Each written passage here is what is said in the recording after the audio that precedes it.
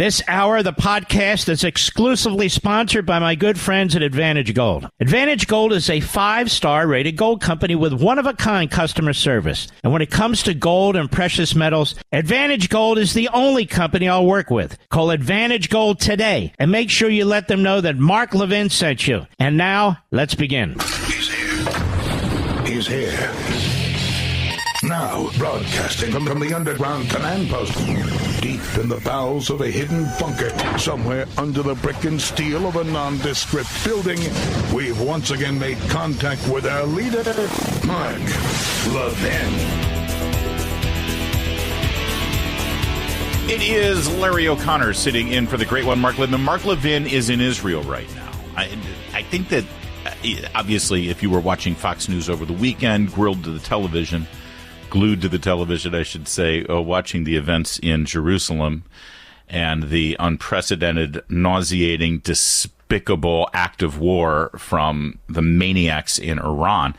Then you saw that Mark was in Israel because he phoned in live to the shows, which is the greatest Mark Levin moment ever. But otherwise, I just want you to know he will be back later this week. I am Larry O'Connor. I'm in for Mark Levin on this incredibly important Monday in world history, really, after the events that we saw in the Middle East and what our allies in Israel are putting up with right now. And then, of course, the abomination of the upheaval of our Constitution and the basic norms of our judicial branch of government playing out in a Manhattan courtroom today. It's a big day for news. It's a big day for us to be focused in on what's most important. So I'm honored that Mark tapped me to sit in for him today. If you want to jump in today with all of the things going on in our world, we'll try to get you in and have a free exchange of ideas with you at 877-381-3811. 877-381-3811. I, like you, would love to hear Mark today. I would love to hear Mark right now. We will actually hear Mark a little later because we've got the audio of his phone in during the drone missile attacks live on the air at Fox News Channel. And I'm going to be relying on some of the things that he's written over the last couple of days as he is live on the ground in Jerusalem as we speak. I would also ask everyone here, everyone as part of the Mark Levin family, to say a prayer for Mark, his family, and for all of our family, our extended American family in Israel, as they go through probably one of the most critical crises of their existence. Now, with so much international pressure telling that nation to do what no other country would be asked to do, as they like to say, show restraint. Show restraint. Did you know that more missiles were lobbed on Israel over the weekend by Iran than Putin sent to Ukraine when that war started? Were people asking Zelensky to show restraint? Piers Morgan, this talking head in London, who likes to come on American television and lecture us about our Second Amendment rights. There's something really rich about hearing someone with a British accent and a British passport tell us why we shouldn't have a Second Amendment right. Always my favorite thing that Piers Morgan ever did. Piers Morgan taking to social media over the weekend, begging Benjamin Netanyahu to show restraint and not retaliate. I don't know about you, but I'm glad that Winston Churchill did not show restraint in responding to the Blitz. Aren't you? Oh, they had the Iron Dome. They deflected all of the drones and the missiles and the rockets. So no harm, no foul, right? Right? Is that how it works? Really? Is that how it works? We're going to begin tonight, not necessarily with Iran and Israel directly, because make no mistake, this is a story of the Biden administration. This is the story of the Biden administration's complicit nature in this act of war. In fact, I'll go so far as to say that what we witnessed over the weekend is the next phase in Joe Biden's proxy war against Israel. And as I lay this argument out for you, I know that many are, oh, Biden's, he's got mashed potato for brains, which he does. Biden isn't even in charge, I understand. But as long as his pathetic name and face is on this White House and on this presidency, as long as he is asking you for 4 more years, he owns this. This is his legacy now. Mr. Moderate, Mr. Unite Our Nation, Mr. Look Across the Aisle, Mr. I've been in the Senate for so many decades, I can work with reasonable Republicans. I'm the moderate one. I'm the reason. No. He and Barack Obama, over the course of their combined 11 years in power in the White House, interrupted, thankfully, by 4 glorious years of the Trump administration, Joe Biden and Barack Obama have single-handedly undermined our most important ally, the only functioning democracy in the Middle East, and for some inexplicable demonic reason decided that the only policy for the U.S. to support in that region is to elevate Iran, to platform Iran, to enrich Iran, to empower Iran. You know, the country that calls us the Great Satan, the country whose first major act when their new government took over after the revolution in the 70s was to storm our embassy and take our Americans hostage for 400 plus days. Yeah, those guys. The people who vow to wipe Israel off the map and the rest of us off the map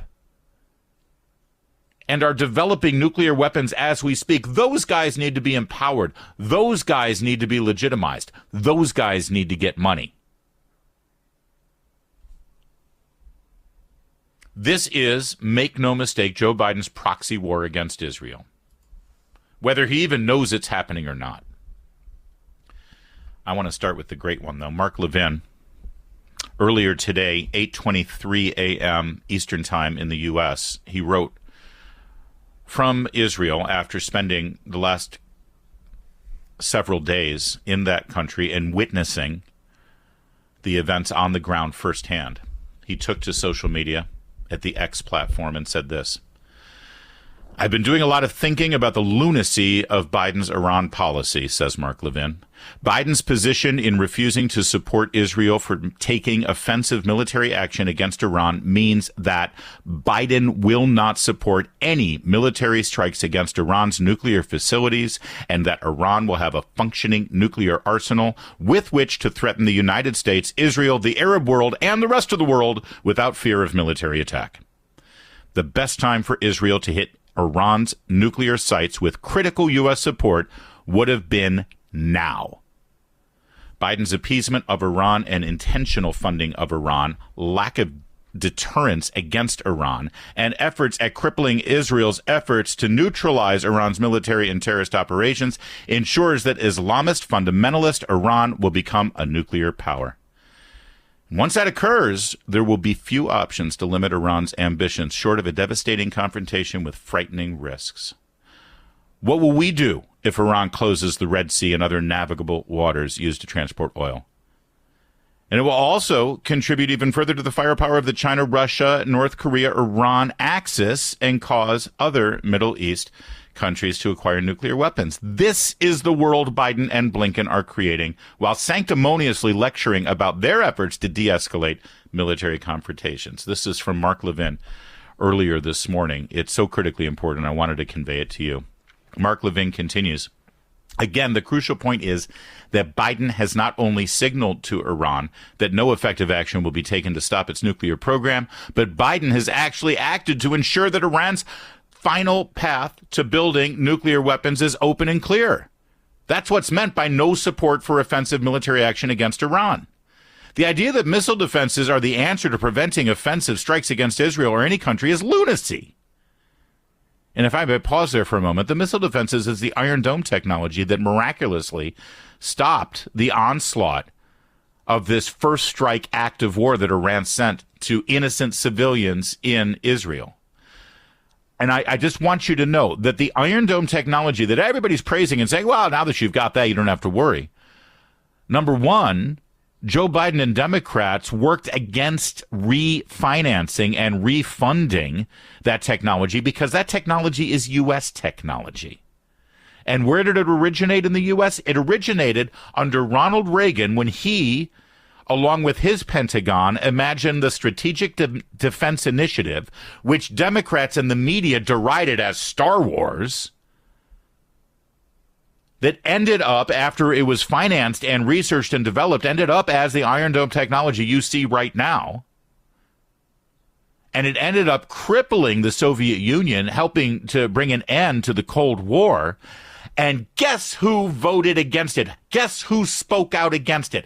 Guess who opposed it during Reagan's presidency? Joe Biden. Joe Biden. The miraculous Iron Dome right now that has protected the people of Israel from Iran's first strike assault, that Joe Biden is now shrugging about, saying, why do you need to do a retaliatory event? Hey, you were fine. You got Iron Dome. If Joe Biden had his way, there would be no Iron Dome, because he's been wrong about everything his entire lamentable political career. Continuing with Mark Levin. The idea that missile defenses are the answer to preventing offensive strikes against Israel or any country is lunacy. On its face, it's illogical. It's a deterrent under certain circumstances, maybe in many circumstances, but ultimately you don't stop missile attacks by chasing in other countries. You stop missile attacks with certainty by destroying that country's capacity for launching missiles, and or deterring such attacks by subjecting that country to punishing offensive military attacks. Despite Biden's massive and current propaganda operation to the contrary, facts are facts. And you know how I know that's true? Because that's exactly what the U.S. would do. In fact, that's exactly what the U.S. has done. When we have done first strike attacks against countries, most recently, the Houthis, funded by Iran, which was also funded by the Biden administration, we went after their capability of attacking our interests after they killed some of our soldiers in Iraq. That's what we do every time. When we retaliate from an attack, we take out their capacities. Why is Israel the only country on the planet that's not allowed to do that? Continuing with Mark's post from this morning. Furthermore, it's beyond debate that the duplicitous Biden actually colluded with Iran through intermediaries to create the events that took place in the skies over Israel a few nights ago. And of course, Israel was in the dark about it. This is the same Biden regime that outrageously demands tactical approval over Israel's battlefield decisions. Why? Because it wouldn't have gone along with such treachery and put its people through such a heinous subterfuge. Think about how morally corrupt, among other things, the Biden regime's actions truly are. We're going to get into the details of the reports that prove that the Biden administration did, in fact, know in advance about this and coordinated with Iran about the nature of this attack. We'll get into those details a little later. Biden and the Iranian regime sympathizer Blinken coordinated with Iran over the timing, types of missiles, and even Iranian propaganda.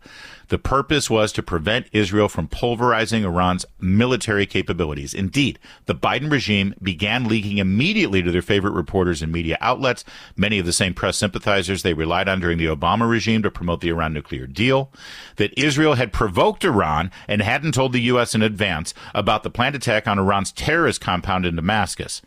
Obviously, Israel didn't forewarn Blinken because he would have leaked it to the media. Moreover, Israel is not obliged to get permission from Biden on how and whether to defend its people. Biden and Blinken are hostile to Israel and seek to overthrow its democratic government. They've repeatedly told this openly to the entire world, including the Iranians. Every one of these shocking and appalling Biden regime mobster tactics, and there are more, with the attendant scheming, plotting, leaking, usurping, and backstabbing against a longtime essential and loyal ally, which is in a daunting and bloody war literally triggered by the insane policies of the Biden regime, is beneath contempt and a stain on America's character and reputation as the world's moral beacon. And Mark Levin concludes from his post this morning, it is Biden and Blinken who are impulsive, ignorant, reckless, incompetent, and dangerous. It is they who've abandoned a rational and prudent foreign policy in pursuit of incoherent and ideologically driven utopian ambitions. It is they who've escalated military conflict on multiple continents. For them, there is no good or evil, right or wrong. Hence, they fund Iran and threaten Israel. They seek Netanyahu's ouster and the Ayatollah's approval. Be worried. Very worried. That was the great one, Mark Levin, earlier today, on an incredibly important statement that he made on the X.com platform. If you're there, you should find it, you should share it, or copy and paste it over to your Facebook if that's where you hang out. I've got more to say about this. This is a Biden story. What happened over the weekend, this unprecedented, never before in history attack from Iran against our ally Israel, would never, ever have happened if Donald Trump were in the White House right now. This is because of Joe Biden. This is because of Antony Blinken. This is because of Jake Sullivan. This is because of the Obama regime personnel who are still in the White House and pulling the strings. This is all because of them. This is a Biden story, and we're going to get more deeper into it in just a moment. I'm Larry O'Connor, sitting in for the great one, Mark Levin. Mark Levin.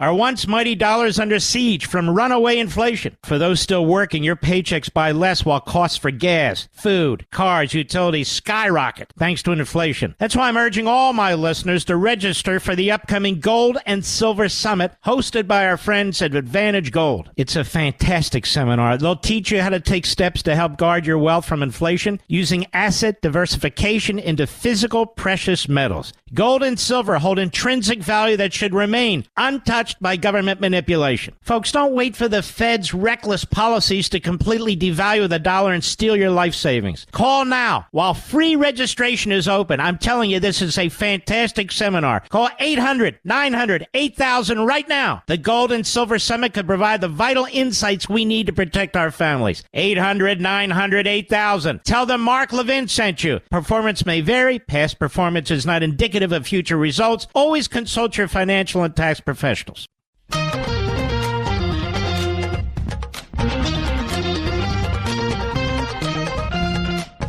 Let me be clear here. It's Larry O'Connor sitting in for Mark Levin, and I just finished reading you what Mark Levin wrote from Israel earlier this morning as he was reflecting on the last 48 hours he's had in that nation under assault as Iran has basically declared war. And there are a lot of lies going on. Oh, this is a retaliation against Israel. Bombing Iran's embassy. That's a lie. That's a lie. We'll get into those details coming up. And whenever a politician says, let me be clear, you know they're about to lie to you. But you can fact check everything I'm about to tell you. This is how I want to sum up this part of our conversation, and then we'll move on to the Biden administration's embarrassing and, frankly, un-American reaction to what happened over the weekend. But I want you to remember this. When Donald Trump became president, one of the first things he did was cut off all the so-called humanitarian aid to Hamas, because he saw that it wasn't being used for humanitarian purposes. It was lobbing rockets into Israel, and they were building tunnels, and they were terrorists. He also enforced sanctions against Iran and put pressure on our allies to divest from Iran and stop buying their oil. He moved the American embassy in Israel from Tel Aviv to Jerusalem and let the entire Middle East know that Israel was our ally. If anyone else wanted to do business with America, they better figure out their issues with that country.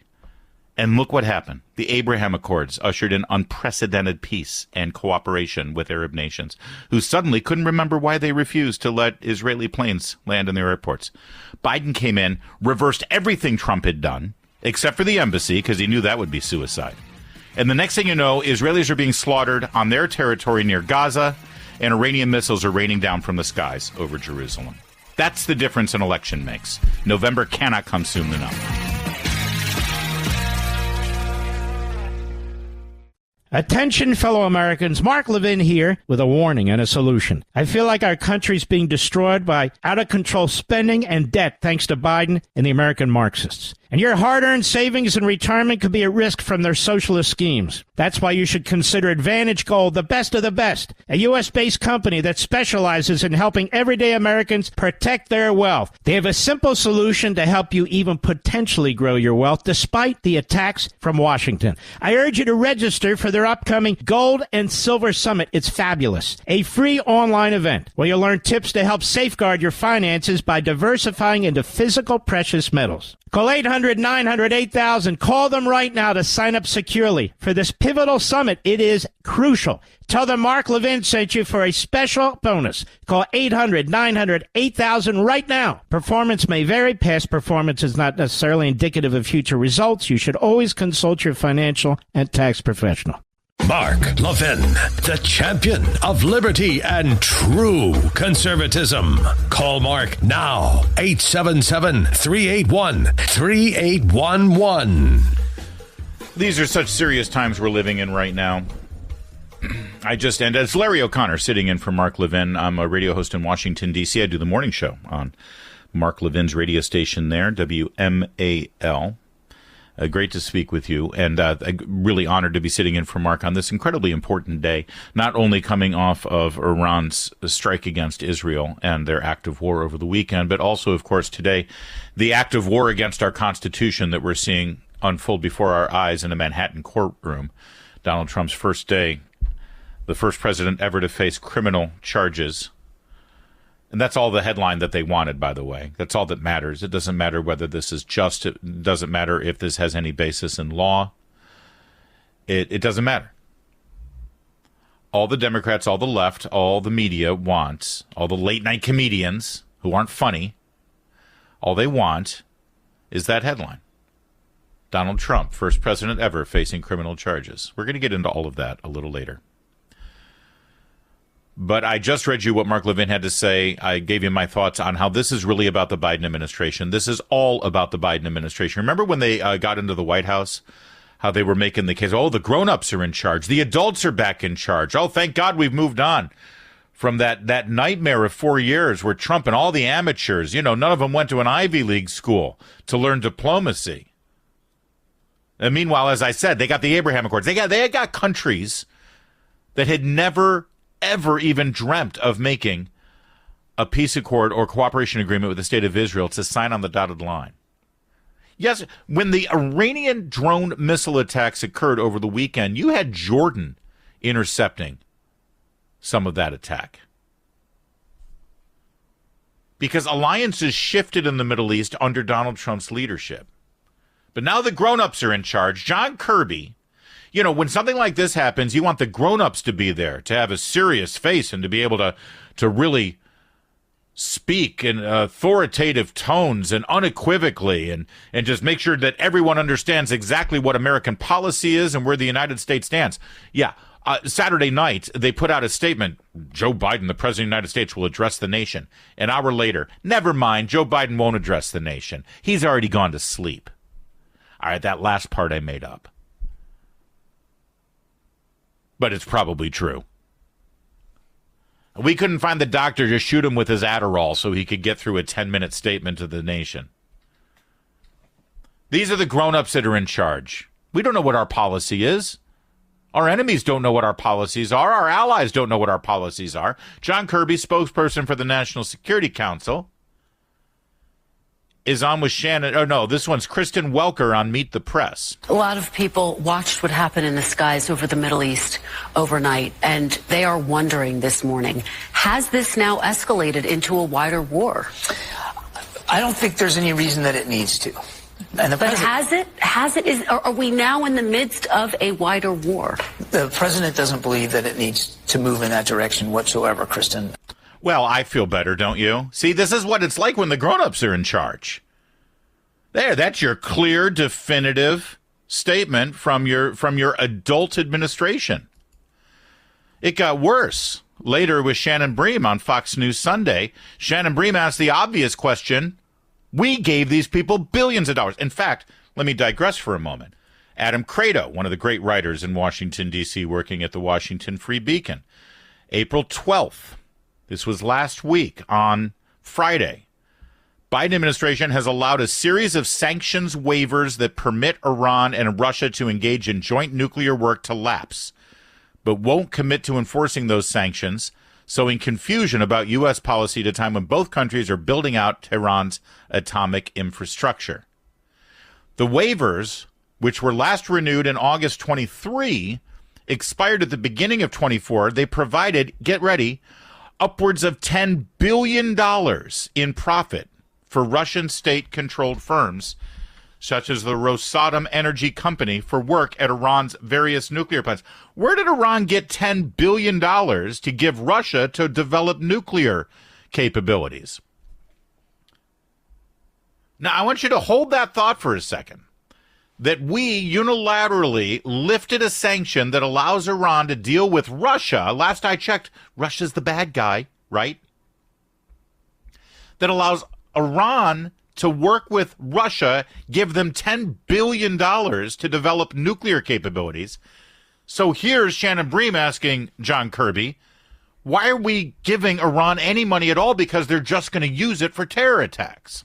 Is it not fair to say, though, that there have been moves by this administration that have opened up cash and other opportunities for them, which we know are fungible in ways that are not helping the Iranian people, but are benefiting the elites and people there who chant death to America and death to Israel? You and I have had this fungibility argument before. I obviously take a different issue, or take an issue with that characterization. The sanctions relief that has come about, or it's not even sanctions relief, but the additional funds that have been made available to Iran due to a sanctions relief program that the Trump administration put in place, can only be used for humanitarian goods. It doesn't go to the regime. Now, I might not be completely clear on the hierarchy at a presidential administration or at a White House and that sort of thing. Listen, he's got a big title. He's the spokesman, John Kirby is, for the National Security Council. But I think, I could be wrong, but I think the Secretary of State outranks him. Wouldn't you say? I'm open to correction on this. But here's John Kirby on Fox News Sunday saying, nah, this money isn't fungible. They can't use any of this money for terrorism.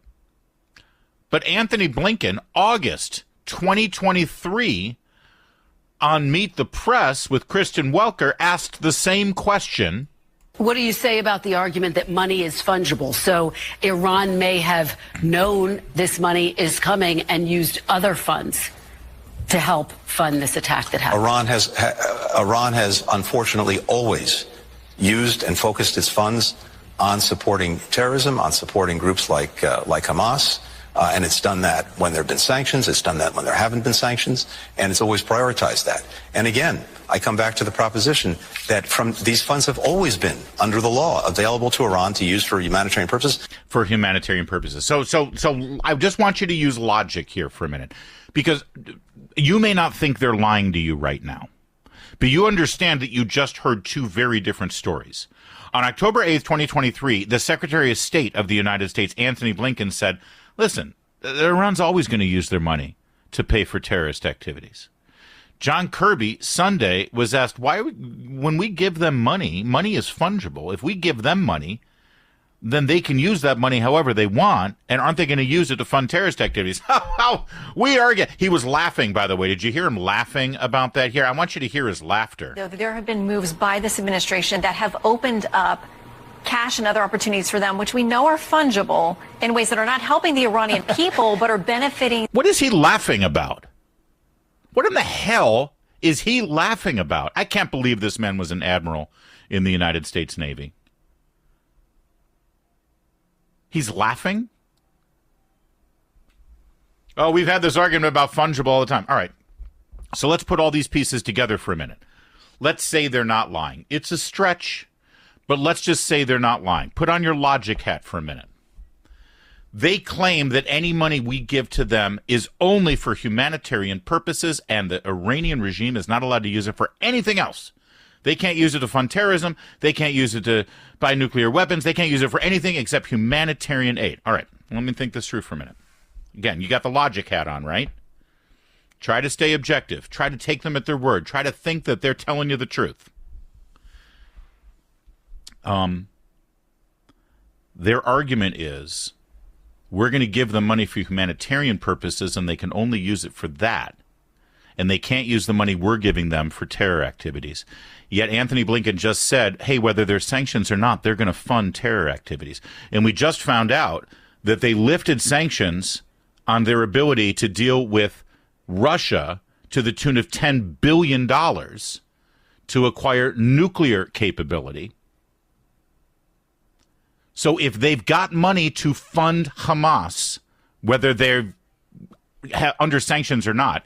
They've got money to fund the Houthis. They've got money to fund the Hezbollah. They've got money to buy nuclear capability from Russia. Why in the hell are we giving them humanitarian aid? Why in the hell are we feeding their people when they don't even care about feeding their people? Why in the hell is it a priority for the Biden administration to make sure that this regime has our money for so-called humanitarian aid while they're funding all of our enemies and our allies' enemies?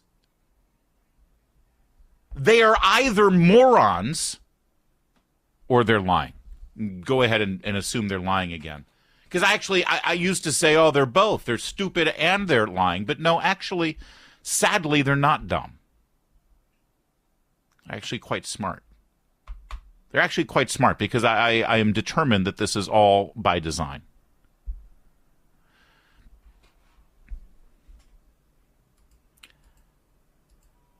Meanwhile, the White House sent out a picture of Joe Biden and his cabinet sitting in a situation room, contemplating what their next steps are.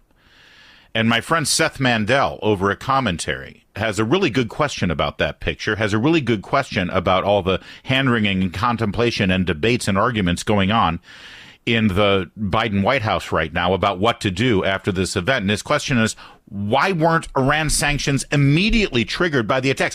Why didn't they have a plan in place immediately? So if Iran strikes against Israel, boom, you pull the trigger and it's done. And why didn't they communicate that to Iran?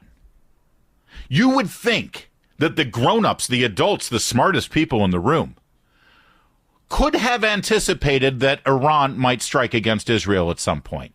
And you would think, because, this is what grown-ups are supposed to do when they work in national security and diplomacy. They're supposed to have scenarios set up, contingency plans set up. If A happens, what will we do? And then if we do B, what will happen if C happens? This is what the smart guys do, I assure you. Seth Mandel writes at Commentary, on Sunday morning, barely 12 hours after the conclusion of Iran's unprecedented missile barrage on Israel, White House spokesman John Kirby was asked on Fox News Sunday about the Biden administration's recent decision to waive some sanctions on Iran. Excuse me. The conversations about unfreezing assets, about waivers on sanctions. Could this administration have been tougher on Iran? Asked Shannon Bream. Kirby said it's hard to look at what President Biden has done with respect to Iran and say that he hasn't been tough on Iran or that we haven't put pressure on them. Really? Is it? Seth Mandel asks. Seems to me that if the administration was prepared militarily for the Iranian strikes Saturday night, and if the president doesn't want Prime Minister Benjamin Netanyahu to retaliate, then a punishment of some kind could have been ready to be instituted immediately. And certainly 2 days later. At the very least, it would have been easy for the president to cancel the recent sanctions waiver. So where are the sanctions? Why didn't they have a plan? Why didn't they have something ready to put in place immediately after this happened? Especially considering that they knew this was going to happen. Jerusalem Post is reporting, as well as Reuters reporting, that 3 separate countries are now confirming that Iran's claims they would give 3 days notice of Iran's attack on Israel. Iran said, we were given notice. The U.S. was given notice. Biden administration denies it. Turkey has confirmed that Iran let them know in advance. Turkey told the U.S. U.S. conveyed to Iran via Ankara that its operation must be, quote, within certain limits. In other words, we were told they were going to attack Israel. And the Biden administration's response was, okay, as long as you keep it within certain parameters. Contemplate that for a second.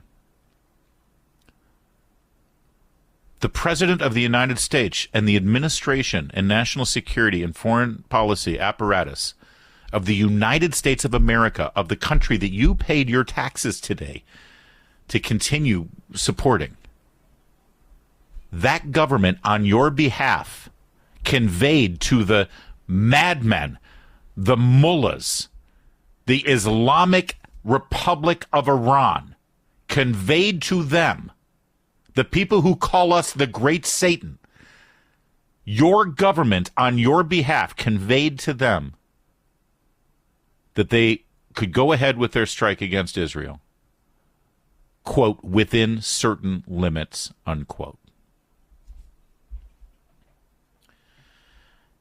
They continue to lie to you.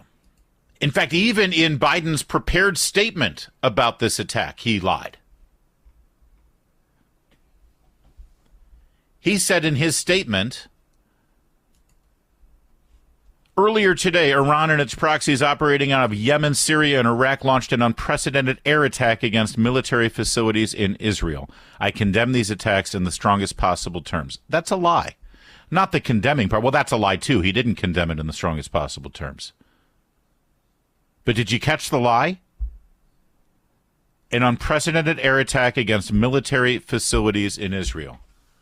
They weren't military facilities. It was the Al-Aqsa Mosque. It was neighborhoods in South Jerusalem. It was where mothers and children live. This is what terrorists do. It wasn't military facilities, but our president grants them that in the statement, apparently condemning the attack, and grants Iran that level of charity by, without any evidence and without any actual independent confirmation, saying, yeah, this was an attack against military facilities. No, it wasn't. Hat tip to my colleague Katie Pavlich at townhall.com, who wrote this article about this lie. She would know. Her husband is in Jerusalem right now as these attacks continue.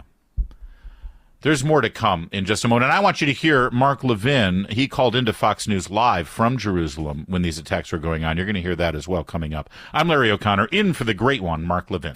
Mark Levin.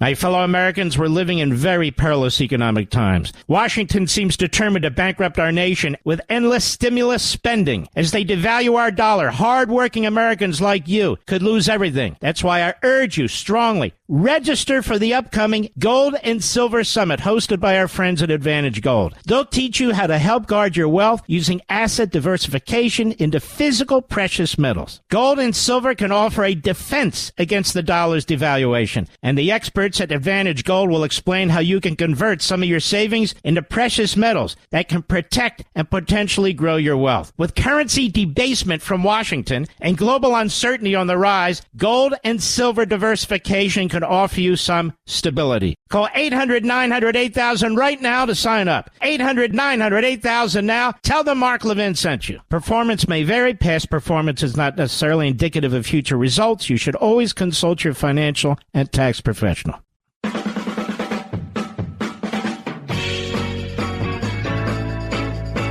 It's all about Joe Biden and his administration's complicity in Iran's act of war against Israel. And now their arrogance in trying to lecture Benjamin Netanyahu how to wage a war and protect his citizens. Imagine being Netanyahu and having to deal with Joe Biden, Kamala Harris, Jake Sullivan, and Antony Blinken trying to tell him how to fight a war, trying to tell him how to protect his country.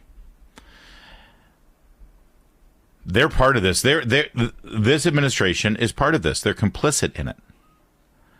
Gabe Kaminsky, great writer at the Washington Examiner. Iranian influence network members scored 10 Biden White House visits. You've heard about this story, right? This covert Iranian government-controlled influence network that was set up by the Iranian government. They started working at think tanks in town. There's now a handful of them that work for the Biden administration still. And 3 of them visited the White House from April 22 to December 23. Now, you don't get to visit the White House. Why do they get to visit the White House? It's Larry O'Connor in for Mark Levin. This segment of the podcast is exclusively sponsored by Pure Talk. Pure Talk offers great coverage and can save your family money on your wireless bill every single month. Go to puretalk.com to find the plan that's right for you. Thank you again for listening, and thank you so much for this sponsorship, Pure Talk. He's here. He's here. Now, broadcasting from the underground command post, deep in the bowels of a hidden bunker, somewhere under the brick and steel of a nondescript building, we've once again made contact with our leader, Mark Levin. My name's Larry O'Connor. I'm sitting in for the great one today on a critically important day in American history and world history. We spent our first hour talking about the Biden administration's cooperation and complicity with Iran's active war against Israel. We're going to get into more of that coming up and the lies that you're hearing right now in the media. Well, you know, Israel attacked Iran's embassy. No, they didn't. No, they didn't. That's a lie. That's a lie. It wasn't an embassy. We'll get into that coming up in a little while.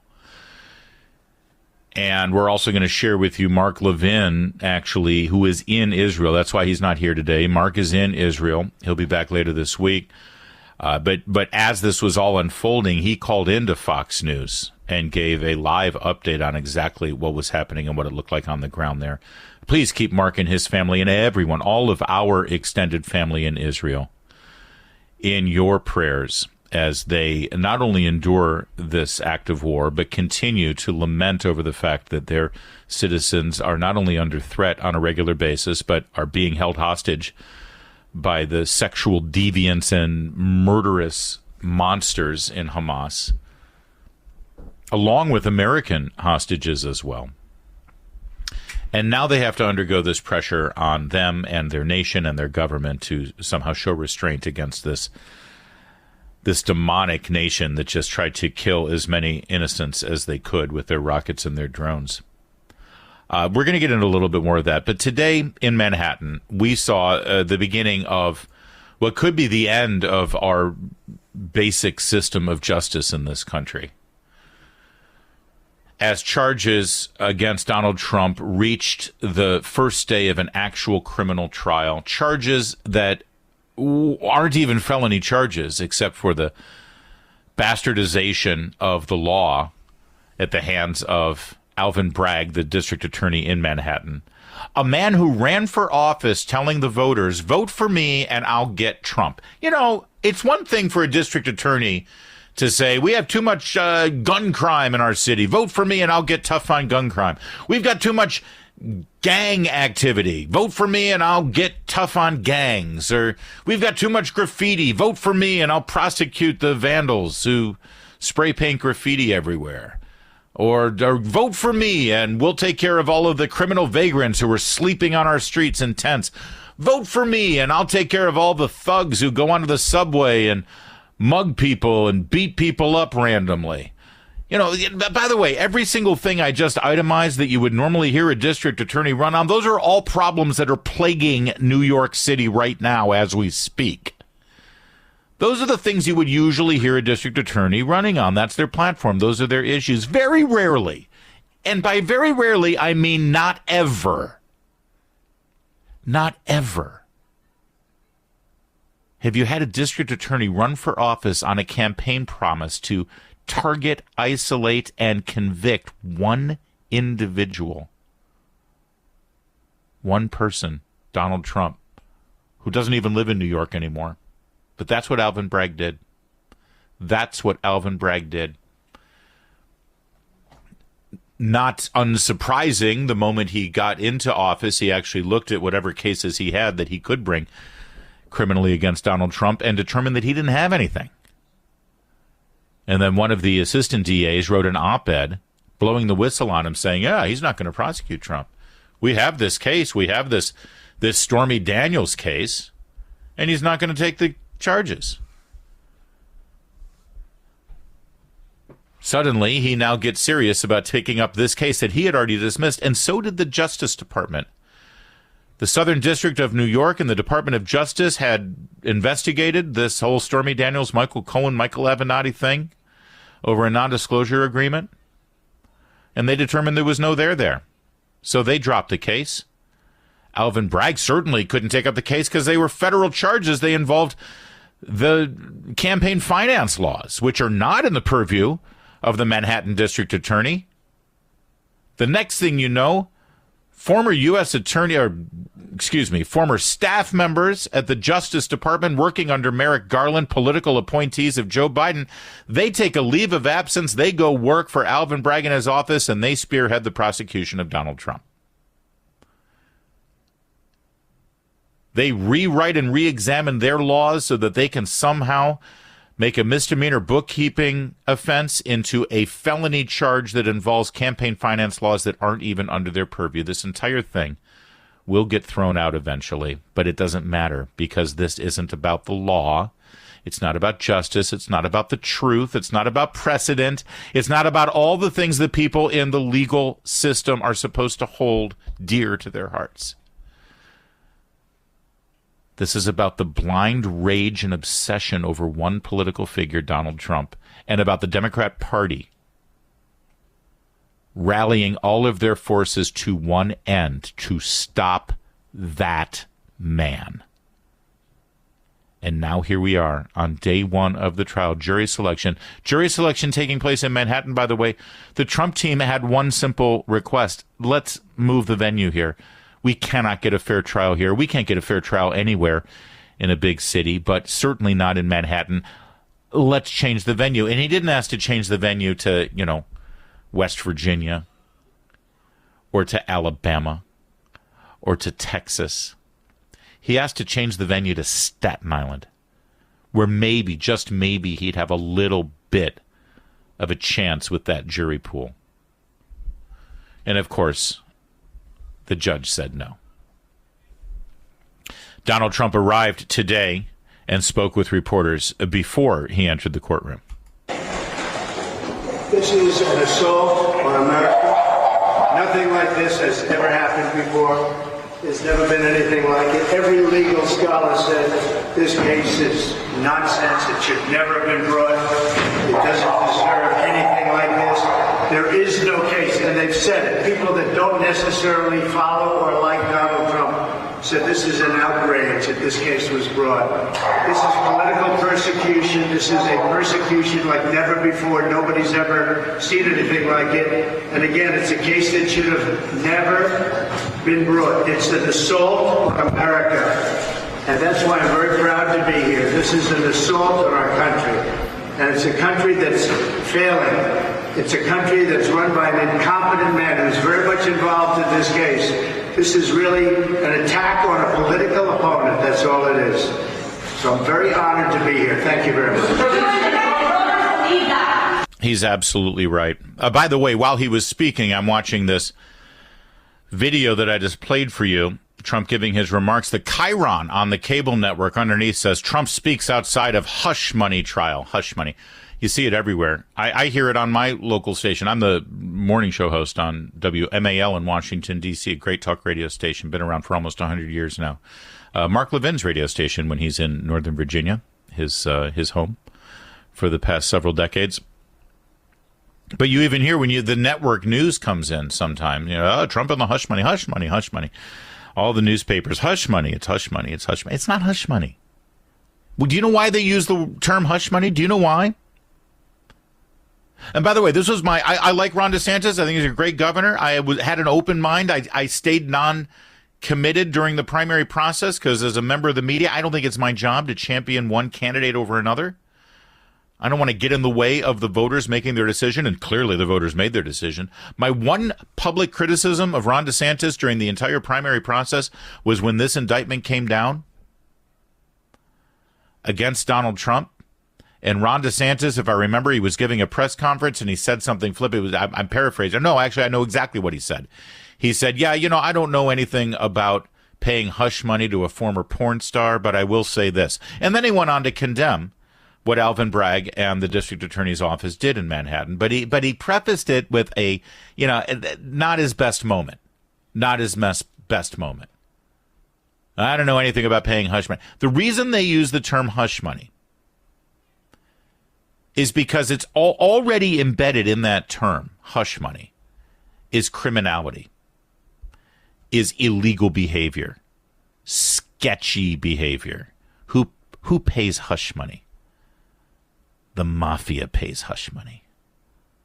Who pays hush money? Criminals pay hush money. Who pays hush money? People with dirty, dirty, dark secrets that have to be hidden. There's already this inference of guilt, inference of wrongdoing. I assure you that as you look at this case and as you watch it develop, the term hush money is not a legal term in any way whatsoever and will not be employed in a legal way. It'll be used with rhetoric, I'm sure, to taint the jury. Not that they need any help to be tainted. Donald Trump entered into a non-disclosure agreement with another individual. That individual signed the non-disclosure agreement, which said that she would not say anything in exchange for money. Donald Trump was running for president. This woman came up and claimed that she had a story that she was going to take to the press. Trump denies the story, but guess what? This happens a lot to people in the public spectrum. People that have a platform, people that have a profile. People are threatened often by individuals who are looking for a payout for a cash bonanza. And they say, I'm going to tell the media all of this, and there may be circumstantial evidence that supports that story. And then they say, but I won't say anything, and I'll make the story go away if you pay me this amount of money. And it's, bribery. It's blackmail. And oftentimes people, it's just easier to deal with it, easier to make it go away. Make this go away, fine. I'll give you this amount of money, sign the document, go away. It's a non-disclosure agreement. I look at these cable networks, including some of our favorite cable networks that use this term hush money, and I think to myself, knowing the kind of behavior that's gone on at those networks, knowing the history of some of the anchors and executives at those networks, and I think to myself, something tells me that these networks are familiar with non-disclosure agreements. Something tells me that they have made cash payments in exchange for making a story go away.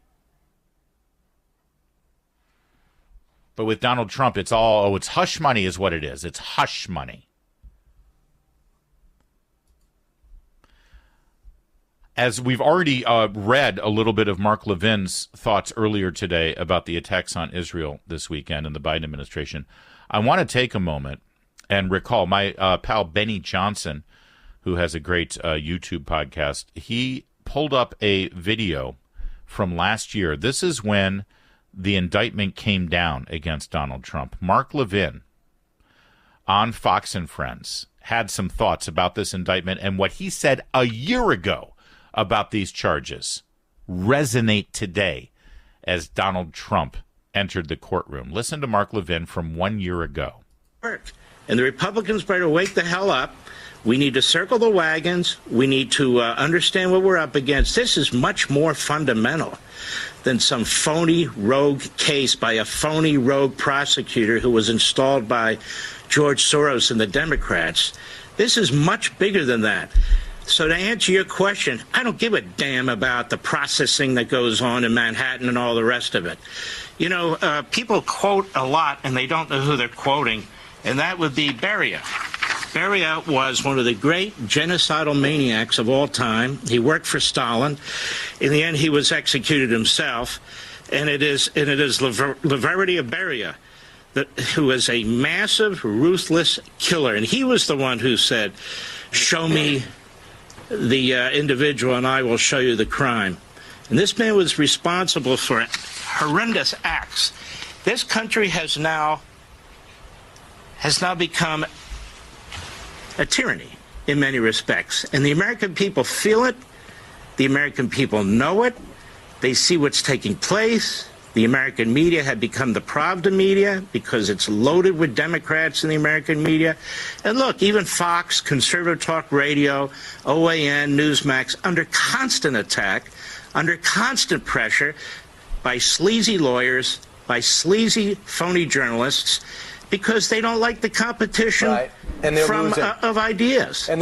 All right, now you're going to hear more from Mark again a year ago as he really spells out exactly what's at play here in the indictment then and now the actual trial that started today. Also, you're going to hear from Jonathan Turley and what he had to say about this. Boy, what a journey Jonathan Turley's been on. Even Rich Lowry at the National Review, no great friends of Donald Trump, but they see exactly what's happening. Something about the events with Donald Trump in Manhattan today and with Iran and Israel over the weekend that has brought out the very best in conservative commentariat in the last 24 hours. And, well, it's certainly something that I want to share with you, and I will as we continue here. I'm Larry O'Connor. I'm sitting in for that man that you just heard, the great one, Mark Levin. Mark Levin.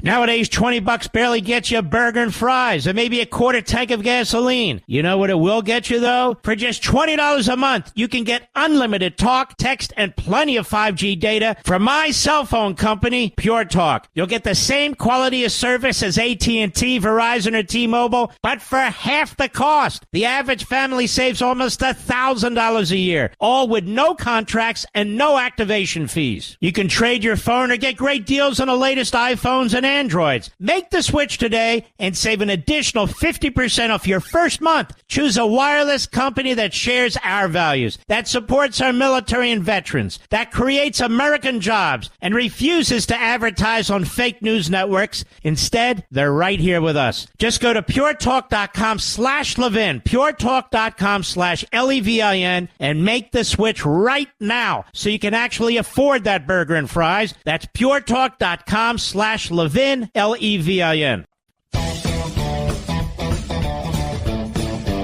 It's Larry O'Connor sitting in for the great one, Mark Levin, today, and we're going to continue our conversation about this miscarriage of justice that's just begun today in a Manhattan courtroom. I want to take your calls, by the way, on this as well. I'm sorry that I've had so much to say. 877-381-3811. How does this Manhattan trial affect your vote or your support for Donald Trump? Because that's what they're counting on. They're counting on you getting squishy and wobbly and saying, oh, if he's convicted of a felony, I'm done. We're going to get into that, but I want you to hear what Jonathan Turley had to say this morning real fast. Yeah, everything about this case is, in my view, legally absurd. You know, this case is basically a state misdemeanor that had run out on the statute of limitations. And Bragg was forced, after he declined for a long time to bring this charge, to do so. His predecessor rejected it. And so they took a dead misdemeanor and bootstrapped it into effectively trying a federal crime. But the federal crime here under election law was rejected by the Department of Justice. They didn't feel that this should be charged. So you have this crazy case that's going to go forward, and it's going to turn on the testimony of people like Michael Cohen. And Michael Cohen just recently had a judge call him a serial perjurer. Wow. And he's going to appear as the center of this case. That's right. And they're still going to get a conviction because that's how the court system works these days. If Donald Trump is the defendant and it's in a city like Manhattan, it doesn't matter. It doesn't matter what the truth is. It doesn't matter what the facts are. It doesn't matter.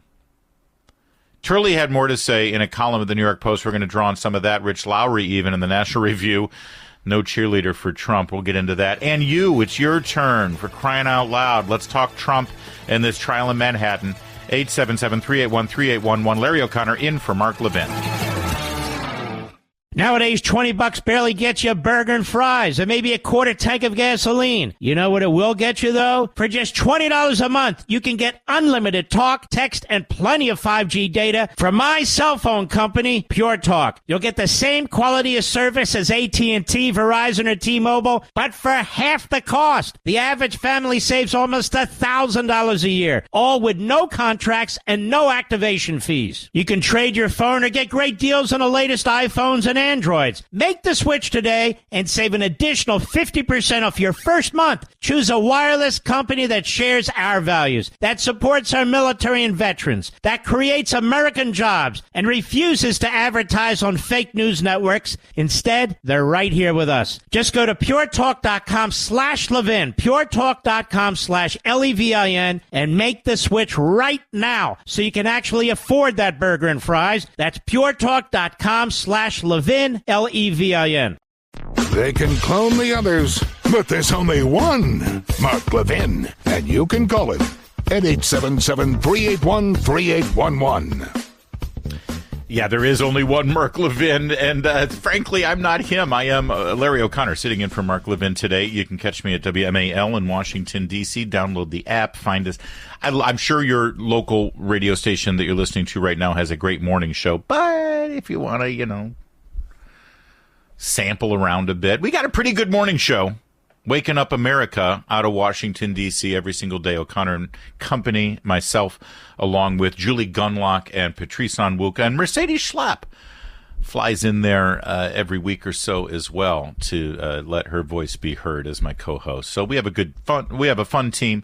You might enjoy it. Check it out there. Larry O'Connor sitting in for Mark Levin. I played for you Jonathan Turley real fast. Let's listen to Jonathan Turley again, summing up today's trial in Manhattan. Yeah, everything about this case is, in my view, legally absurd. This case is basically a state misdemeanor that had run out on the statute of limitations. And Bragg was forced, after he declined for a long time to bring this charge, to do so. His predecessor rejected it. And so they took a dead misdemeanor and bootstrapped it into effectively trying a federal crime. But the federal crime here under election law was rejected by the Department of Justice. They didn't feel that this should be charged. So you have this crazy case that's going to go forward, and it's going to turn on the testimony of people like Michael Cohen.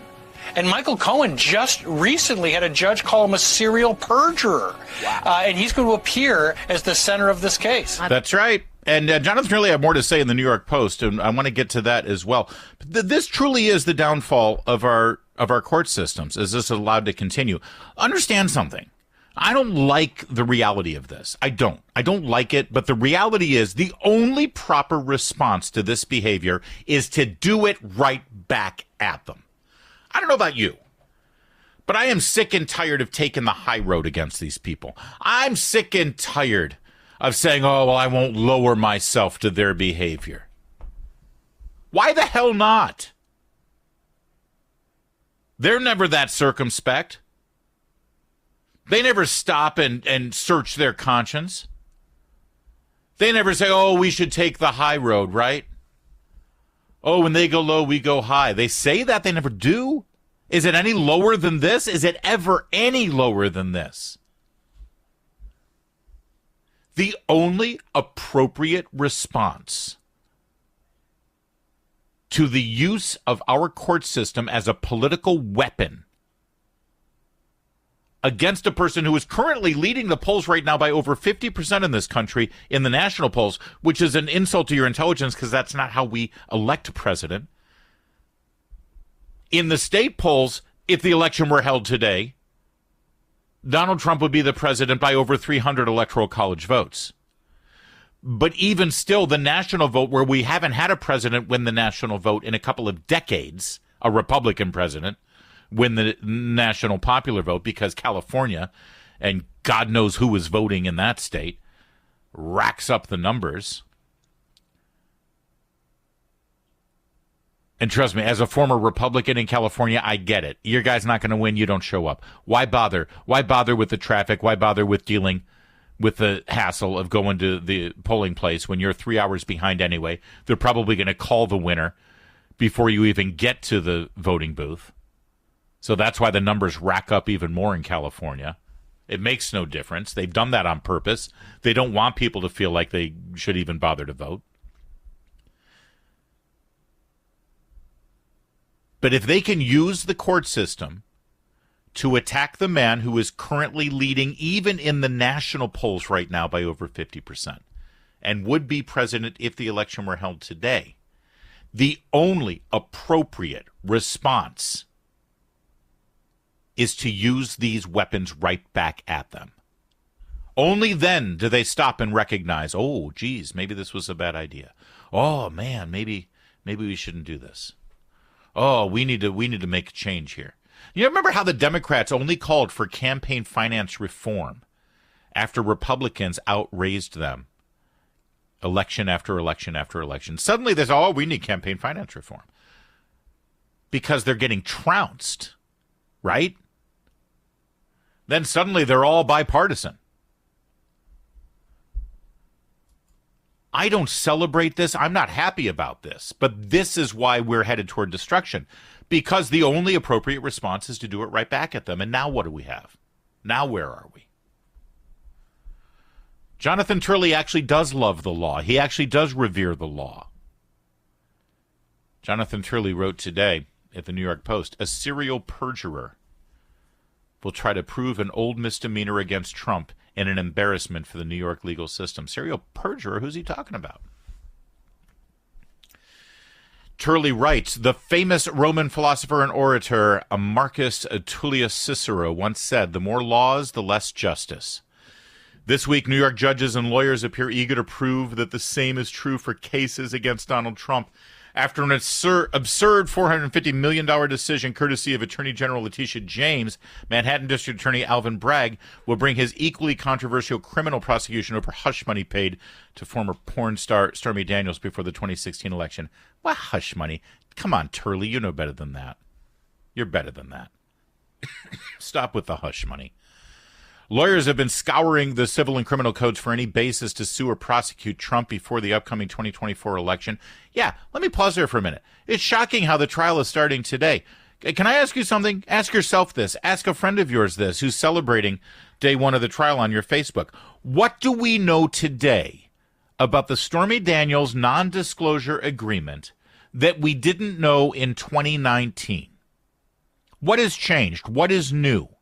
Why now? Why does the criminal trial happen now versus if this was a crime now, then it was a crime 5 years ago. But they didn't bring the charges 5 years ago. They're bringing the charges now. Why? What changed? What's different? What do we know now that we didn't know then? The answer is nothing. What's changed? What's different? The calendar. The calendar is different. This year is the election year. That's why it's happening now. They didn't bring the charges until it looked like Trump was running for re-election. They thought he was done. He's not going to run. Hey, we had the FBI raid Mar-a-Lago. What else do we need to do? He's going to hide in a corner somewhere. He wants it to go away. Mission accomplished. And by the way, who among us wouldn't blame him for that? Or would blame him for that? I honestly, if you're Donald Trump, you got your billions. You're married to Melania. Your youngest son is about to graduate high school. You got your Mar-a-Lago. You got your golf courses. You got your boat. You got your plane. Why do you need this hassle in your life? They were sure he was done. Then he puts together his apparatus to run for re-election, and suddenly all these criminal charges come. Suddenly a special prosecutor is named over January 6th, which, again, they don't know anything different now than they knew on January 7th. But suddenly we need a special prosecutor to look into it.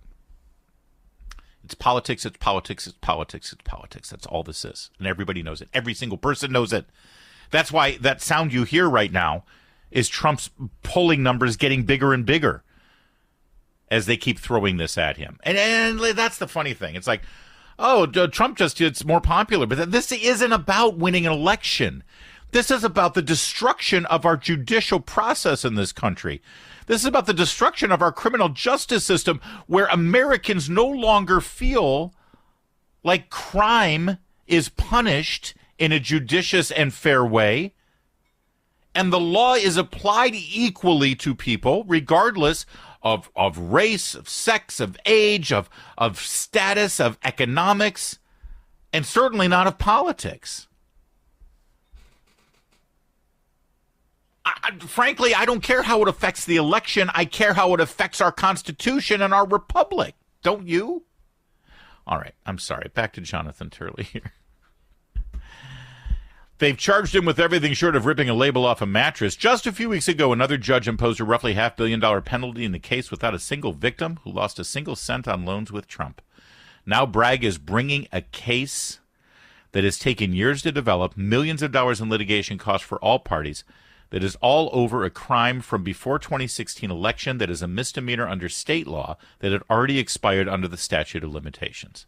Like his predecessor, Bragg previously scoffed at the case. However, two prosecutors, Kerry Dunn and Mark Pomerantz, then resigned and started a public pressure campaign to get New Yorkers to demand prosecution. Pomerantz shocked many of us by publishing a book on the case against Trump, who was still under investigation and not charged, let alone convicted of any crime. He did so despite objections from his former colleague that such a book was grossly improper. Nevertheless, it worked. Let me pause there for a minute. That's the only lesson here. That's the only lesson to the Romneys and the McConnells and to the Lindsey Grahams and to the pearl-clutching Republicans, the what my friend Kurt Schlichter would call cruise ship conservatives. We're better than that. We won't get dragged down to their level. We're going to take the high road. No. Let me repeat that. Nevertheless, it worked. Remember when Harry Reid took to the floor of the Senate where he's protected from defamation laws?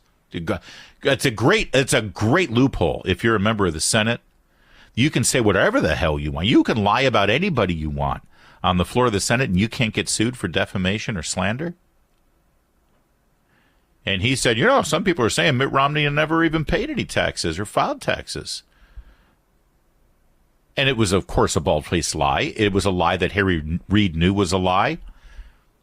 Mitt Romney loses. Barack Obama wins. He's asked by a reporter, what about that lie you said about Romney not paying taxes? Reid's response, it worked, didn't it?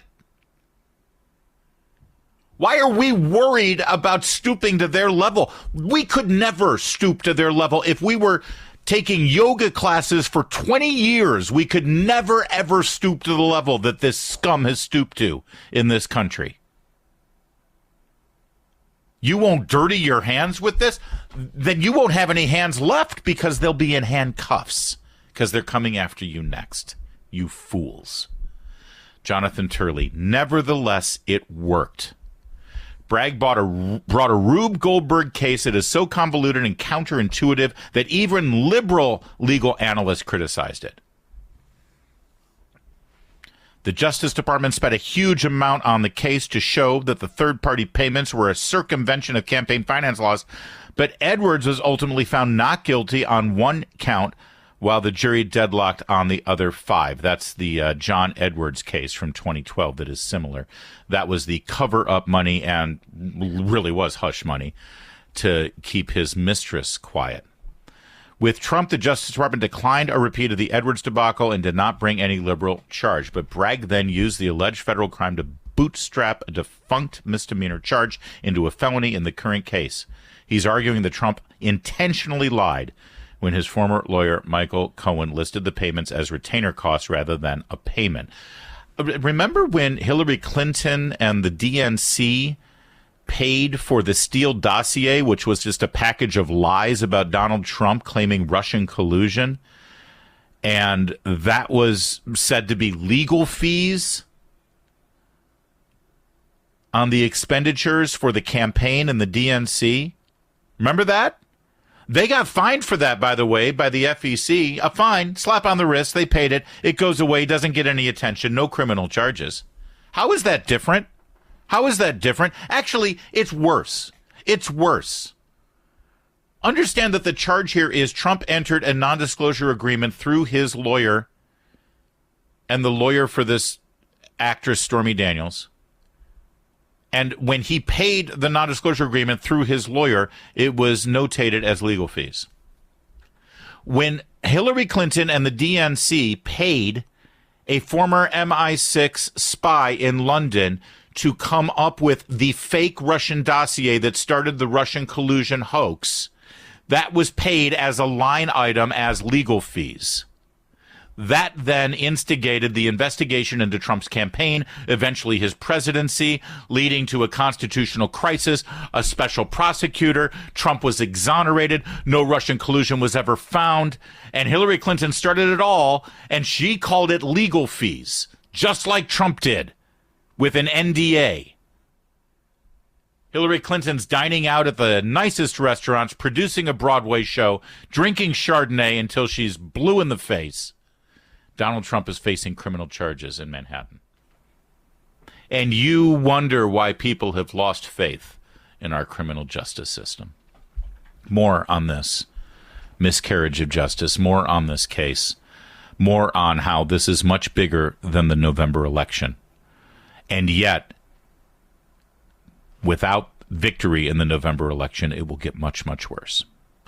More on all of that coming up in a moment. I'm Larry O'Connor. I'm in for the great one, Mark Levin. Mark Levin.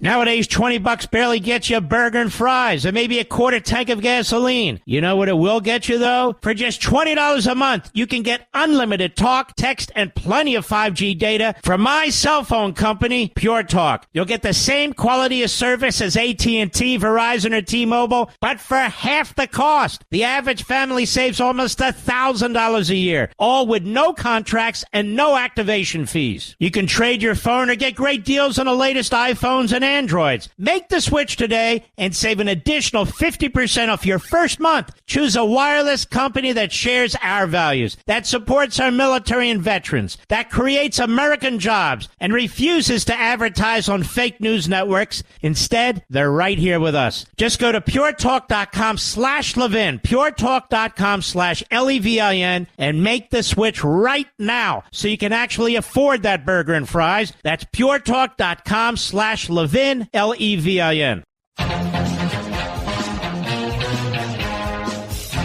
During today's jury selection in Manhattan, Judge Merchan told Donald Trump that he could not attend his son Barron's high school graduation. In fact, he went so far as to say that if Trump went to the graduation ceremony instead of going to his day in court, he would be thrown in jail. Sounds reasonable, doesn't it? Trump spoke to the media after he emerged from the courtroom. So thank you very much. We had some amazing things happen today. As you know, my son is graduating from high school, and it looks like the judge will not let me go to the graduation of my son, who's worked very, very hard. He's a great student. I'm very proud of the fact that he did so well. I was looking forward for years to have graduation with his mother and father there. And it looks like the judge isn't going to allow me to escape this scam. It's a scam trial. If you read all of the legal pundits, all of the legal scholars today, there's not one that I see that said this is a case that should be brought or tried. It's a scam. It's a political witch hunt. It continues, and it continues forever. And we're not going to be given a fair trial. It's a very, very sad thing. In addition, as you know, next Thursday, we're before the United States Supreme Court on a very big hearing on immunity. And this is something that we've been waiting for a long time. And the judge, of course, is not going to allow us. He's a very conflicted judge. And he's not going to allow us to go to that. He won't allow me to leave here for a half a day, go to D.C. and go before the United States Supreme Court because he thinks he's superior, I guess, to the Supreme Court. We got a real problem with this judge. We have a real problem with a lot of things having to do with this trial, including the DA, because you go right outside and people are being mugged and killed all day long, and he's sitting here all day with about 10 or 12 prosecutors over nothing, over what people say shouldn't be a trial. So I just want to thank you very much, but that I can't go to my son's graduation or that I can't go to the United States Supreme Court, that I'm not in Georgia or Florida or North Carolina campaigning like I should be. It's Larry O'Connor in for Mark Levin.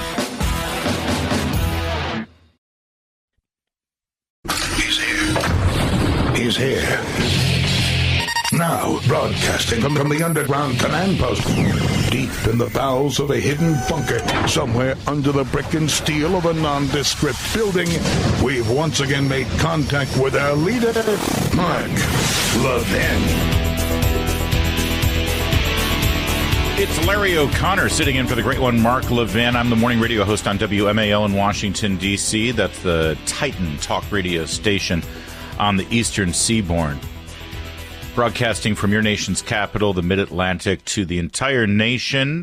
We're America's morning show, O'Connor and Company. Check us out every morning from 5 to 9 a.m. or subscribe to our podcast. I'm also a featured contributor over at townhall.com. In fact, I've been with Town Hall for well over 5 years now, and I do a daily video show over at all the Town Hall sites, but also on Rumble, live at noon every day. We also post it up at YouTube later if you're into YouTube. It's called Larry. We couldn't come up with a good name, I'll be honest. We just call it Larry. There aren't a lot of Larrys out there. Let me be your Larry. Can I be your Larry? I want to be your Larry. So check all that stuff out if you can. I'd appreciate it. And you can find me on all the social media platforms. Larry O'Connor is my name. And it's great to fill in for Mark Levin. Mark Levin is actually in Israel. Mark is in Jerusalem, I believe in Jerusalem. Could be in Tel Aviv. I believe he's in Jerusalem. He will be returning to the program later this week. But I wanted to share with you what he had to say as the missiles and drones were bombarding the people of Jerusalem Saturday night. He phoned in to Fox News Channel, the big weekend show I think Jason Chaffetz was hosting, and here's what he had to say, live reporting from the ground there in Israel. For a long time, don't. Do you think that's actually working? Is that resonating? Well, my show that was supposed to air, yeah, look at it. It's really had a great effect. Yeah, it's really had a great. By the way, the cutoff there, Jason Chaffetz was saying, Joe Biden for the last year, his message to Iran has just been don't. Yeah, let's not forget this moment here from Joe Biden. Let me say again, to any country, any organization, anyone thinking of taking advantage of this situation, I have one word. Don't. They laugh at this man. This man is the personification of weakness. This man is a joke. He is a punchline. Who fears this man? Who fears the United States of America? Who is intimidated or concerned in any way whatsoever from our foreign policy or national security apparatus right now? It always amused me. This happens all the time. It happened after 8 years of Bush. It happened after 8 years of Reagan. It happened after 4 years of Trump. The rest of the world hates us. We need the rest of the world to be our friends again. We need a president who's going to make nice with the rest of us. I don't care. I don't care if countries around the world like us. I don't care if they're our friends. I don't need them to like us. I want them to respect us. And yes, if necessary, I want them to fear us. Is that ideal? No, of course not. But it's a hell of a lot better than whatever it is we've got right now, where we are a joke. A sad, dangerous, deadly joke. So yes, that was the question to Mark Levin. The president's message has been don't. How's that working out? Working? Is that resonating? Well, my show that was supposed to air, yeah, look at it. It's really had a great effect. General Keane, I don't know if it'll air Sunday or not, he said something that was extraordinary. His contacts in the Central Command, that's who coordinates with the Israelis and the others in the Middle East on our behalf. He said they recommended multiple times to the White House, to the State Department, that they hit Iran, that they hit their refineries, that they hit some of their missile sites and so forth in response to these endless terrorist attacks against our troops, against Israel and so forth, to push them back, that they know the mentality of the Iranians. When they are slapped and slapped down hard, they quiet down for a while. But instead, what the Biden administration has done is they've attacked our ally openly, repeatedly, obsessively, publicly. They have threatened to cut off arms. As far as I know, they don't even have all the Iron Dome missiles because they were starting to slow walk some of these. They were investigating the Israeli company that provides an essential part for the Iron Dome. Joe Biden is a ping pong ball. He says, I support Israel, but what if Israel decides, we've had enough of this? We cannot allow our citizens to keep running to basements every 3 days. And they keep picking off our people left and right. And you're right. Hezbollah has 150,000 missiles. Are we just supposed to sit here? Would the United States sit here? I suspect what the Biden team's trying to figure out is how to keep a rein on Israel. And what the Israelis are trying to figure out is how do we respond to this when we have to keep looking over our shoulder? I think that's the big issue. Your experts have been fantastic. Some have said it's going to be limited. Some have said this is a first wave. We don't know. I suspect the Israelis and the United States have a pretty good handle on that. But you really look at what Jordan did. It shut down its airspace so the United States and Israel could do what it needed to do. And you look at how quiet all those Arab countries are. They're watching. They're rooting for Israel and the United States. Iran is trying to overthrow Jordan. Iran has taken over Iraq. Iran has taken over Yemen. Iran has taken over Lebanon. Iran is not interested in a two-state solution. A five-state solution is an Islamist fundamentalist regime. This is something Biden and Blinken and the other reprobates can't seem to get through their damn heads. This is not a war about a two-state solution. It's a war that's even bigger than Israel. This is a war for the survivability of the planet and whether this planet is going to be mostly free or mostly tyranny. And Iran has gotten away with this over and over again, and it's too bad that it falls to this little tiny country to try and confront them. And we will see how much Biden supports Israel. Oh, he'll support him in the first, week or so, but we'll see. Because he has a funny way of showing he says one thing and he does another. And I just want to thank I want to thank the American Armed Forces. They are the best of the best. And I feel 100% secure with two of the greatest militaries on the face of the earth, the United States and the Israeli. And we know, Mark, that the U.S. has now, Fox has confirmed the U.S. has shot down some of these drones or missiles underway. Mark Levin, host of Life, Liberty, and Levin, joining us live on the phone. That's right. Also, more importantly, the host of the Mark Levin Show, heard every evening, 6 p.m. Eastern, live on this station that you're listening to right now. Larry O'Connor here sitting in for Mark Levin, but that was Mark Saturday night calling into Fox News Live as he was watching this terror rain down over his head in the skies of Israel and Jerusalem. And he's right. The U.S., along with British and Jordanian military interests in a coalition. We always hear that we need to have military coalitions. Countries shouldn't go it alone. Well, this was a nice little coalition. You had the UK, the USA, Jordan, and Israel all teaming up to shoot down these missiles and rockets and drones coming from Iran. I want to be clear here, because you can see the video of these missiles that would have rained down on the Al-Aqsa Mosque. The Al-Aqsa Mosque was built on the Temple Mount. The Temple Mount, of course, is the the Wailing Wall, and the last remaining stones that constitute the second temple in Jerusalem. This was the temple not built by Solomon, but built by Herod the Great, that was demolished in the 1st century when Rome decided they'd had enough of those uppity Jews, and Rome decided to demolish the temple.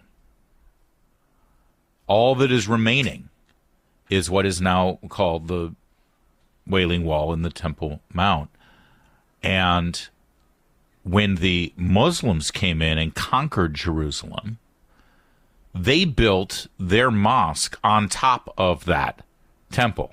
This is what they do historically, what they do everywhere they go in every country they have conquered.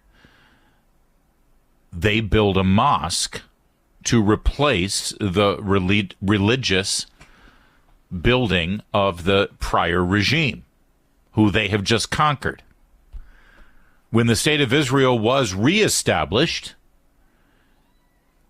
in the 1940s, it fell to the Israeli government in charge of Jerusalem to protect that holy site, this holy site that is shared between Muslims and Jews. And by the way, Christians find great holy resonance with the temple, of course. This is the same temple that Jesus purged the money changers from. This is the same temple that Jesus, standing on the steps, said, "Tear down this temple and I will rebuild it in 3 days." Of course, as we know, he was speaking of the temple of his body. It was left to the Israeli government to protect this holy site of the 3 great monotheistic Abraham-based religions. And they have done so since their existence. Do you think the Iranian government would be so protective of this holy space? Do you? I don't. In fact, I know for a fact that there wouldn't be, because as I saw the drones and missiles raining down on Jerusalem, I saw the shot of the Al-Aqsa Mosque. A mosque that in the eyes of the Muslims in that region is seen as what I think I'm told the fourth holiest site of that faith. But from the Jewish perspective, it is a mosque that represents dominance and a dark conquering of that city centuries ago. But they still protect it. And as those Iranian missiles were raining down toward the Al-Aqsa Mosque, it was the Israelis and the Brits and the Americans, along with Jordan, that protected the Al-Aqsa Mosque.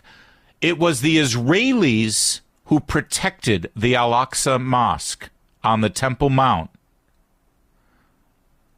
from the Iranian regime and their missiles.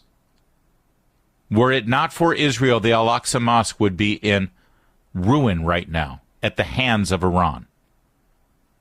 It took Israel to protect a holy Muslim site.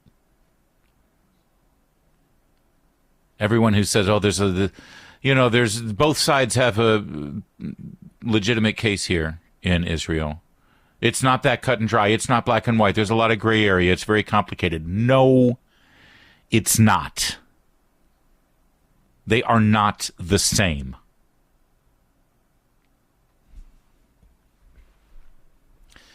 And I'm hearing a lot of talking heads, a lot of our friends over on MSNBC, CNN, the broadcast networks, trying to equivocate this horrific, aggressive act of war from Iran, saying, well, what do you expect? I mean, Israel just attacked Iran's embassy in Syria, so of course they were going to have to retaliate. It's a lie. It's a complete and total lie. Israel did not attack an Iranian embassy. Israel did not attack an Iranian consulate. Israel did not attack an Iranian annex of their diplomatic mission in Damascus. They attacked a military headquarters that was adjacent to the embassy, but shockingly, the embassy is still standing because this was a laser precisioned targeted attack. Very different than what we saw raining down in Jerusalem over the weekend. Do you know how all of us can reach an agreement here on the fact that this was not an attack on the Iranian embassy? I've got a simple answer for that. The Iranian ambassador to Syria is alive and kicking today. So is his wife and his children, because they were asleep in the embassy, as all ambassadors would be, and they were left unharmed because the attack was not on the embassy. It was on a military building adjacent to the embassy compound, and it housed one Mohammad Reza Zahedi, a general with the Quds military force. They were involved in planning the October 7th massacre. It has been confirmed now by multiple sources that this was the man who was part of the planning of the October 7th attack.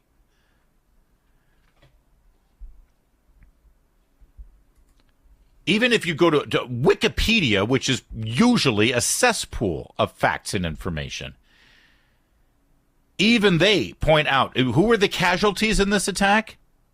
You think this was an attack on an embassy? Listen to the casualties. 16 killed in total. 7 Islamic Revolutionary Guard Corps soldiers. 5 Iran-backed militiamen. 1 Hezbollah fighter. What's a Hezbollah fighter doing in the embassy in Damascus? 1 Iranian advisor, 2 civilians. Does that sound like an embassy to you? Does that sound like a consulate? Does that sound like some sort of diplomatic annex? It was a miraculously, perfectly precisioned attack against a military asset. It's like saying that when we went into Pakistan in that compound to get Osama bin Laden, that in some way we were attacking some diplomatic annex, that it was an assault on Pakistan. It's an outrage. But again, Israel is held to a different standard than every other country. More on this, and more on the Biden administration and their involvement in the Iranian attack on Israel in a moment. I'm Larry O'Connor, in for the great one, Mark Levin. Mark Levin.